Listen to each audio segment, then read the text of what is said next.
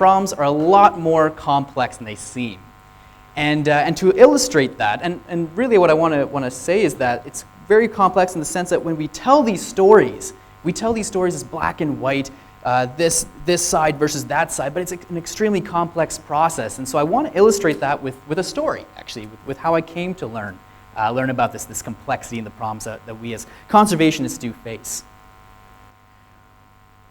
So I did a little bit of sightseeing in addition to some of the work that I was doing. I gave a talk at Pondicherry University with a friend of mine who's here in the audience, and so we want to take a little bit of sightseeing, just see the lay of the land around the area as well. To stretch our legs, we took a short detour at this pier, this small local fishing village just on the outside, a few hours away from Pondicherry, and we decided just to stretch our legs and go take a look at what was on this pier. Now, upon entering this pier, we were greeted with the sight, and I suppose we can show that picture, of just hundreds of thousands of dead animals and lots of sea life. These fishing vessels, they were coming in and they were unloading just piles and piles and piles of aquatic life, from crabs to shrimp and many species of fish, and even sea snake, which I thought was incredible as an aquatic ecologist to see. Now, the big thing that really struck me was, well, first of all, the smell. You can imagine what it's like walking into a pier full of piles of sea life that have been sitting on a boat for quite a while in the sun.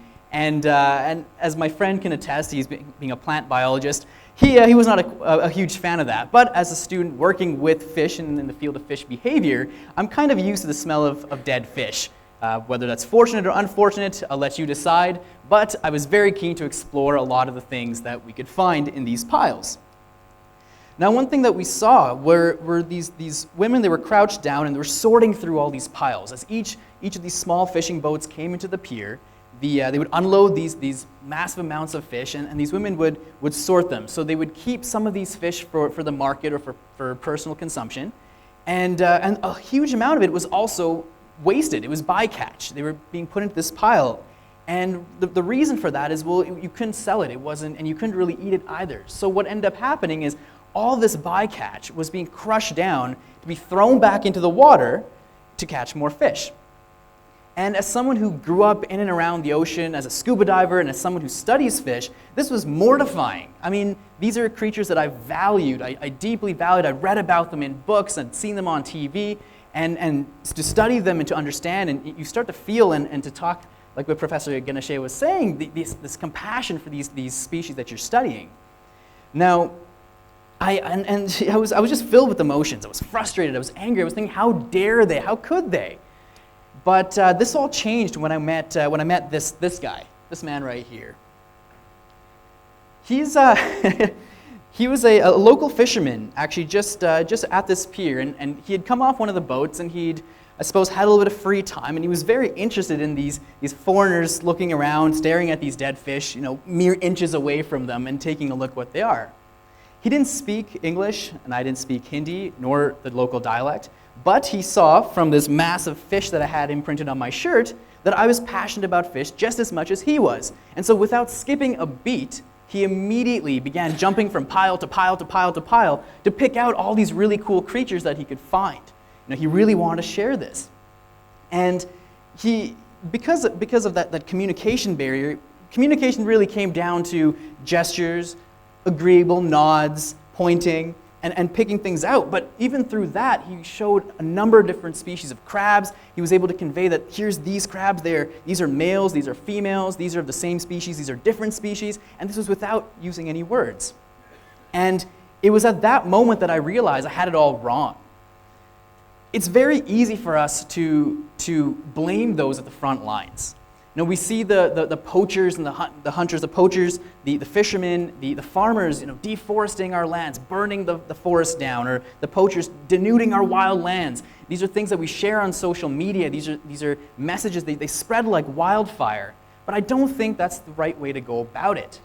The people at the front lines, like this fisherman right here, they care just as much about these areas, these oceans, these forests, more so than many of us, even in this room. Their livelihoods are strongly dependent on these areas. And they're passionate about it, and they're right at that front line.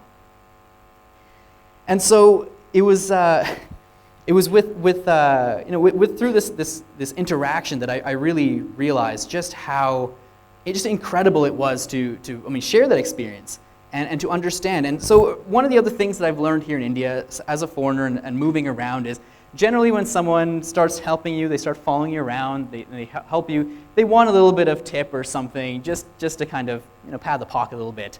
But when I offered him money, he refused. His only interest was to share his interest in all this aquatic life with people that were coming from another country, from another place, and in what way he could. Now, one side of the story is that we should be supporting these silent allies, that we should be communicating and telling their stories. But what I really wanted to say here today, give you a bit of a false cadence, a little red herring, is that there's many ways to tell a story. He was able to convey his interest, his passion in the aquatic world, and even showcase these different species of crabs and the marine life and this mantis shrimp that you see. He's grinning, wide grin, huge smile on his face, showing me. He was able to convey all of this without using any words, right? We, despite the fact that we could not communicate using the spoken word, we were still able to communicate and share these stories together. Now, one thing I want to say is when I was much younger, around 10, maybe 11 years old, I received a book. And this book completely changed how I viewed storytelling about the natural world. It's about this big. It had just pictures, the most beautiful pictures you could ever imagine from a part of the world I could only have dreamt about, especially at that age.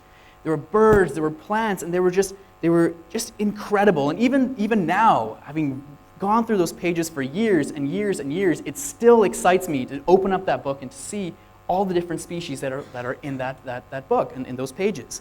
And little did I know that eventually I would have the opportunity to visit and explore that actual region just as much as it explored the pages of that book. And I actually have that book right here with me.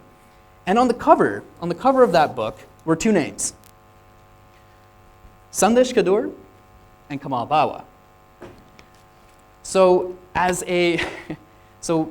Professor Bawa, thank you so much for your support in all of my endeavors, both through scientific communication, as a scientist, as a mentor advising me for just many, many, many years now. And really, the patience putting up with me as a small kid, pulling at your watch and throwing over the potted plants, just making a huge mess, really. And having that patience and still supporting me all these years. Now, of course, it's not just me that can say this. I know this is something that everyone in this room can relate to. And your presence, it's felt throughout, just around the entire world, both directly through your students, but their students and their children, speaking as one myself, right? I think I can speak as a child of a mentee. And so what I wanted to share, unfortunately Sandesh couldn't be here to present this, but the other day, the day before yesterday when we got in, Sandesh called me and we were just chatting on the phone, just to kind of prepare for what we would talk about here and kind of line up our talks. Unfortunately, he's not here today, but you'll see in a moment. See him in a moment. And what he thought, he said, I have this idea. It's kind of late, and it might be kind of hard to put this together, but we can do it. And I was thinking, absolutely. You know what? This is an incredible idea, and we can do this. And I think it also speaks to the fact that this, and you'll see it in a moment, it speaks to the fact that this was possible on such short notice because of your incredible mentorship throughout many years and just the passion that people have for you and the work that you've done and the incredible amount of help that you've given generously for many years. So I think we can play this short clip. It's about 5 to 8 minutes, and thank you very much.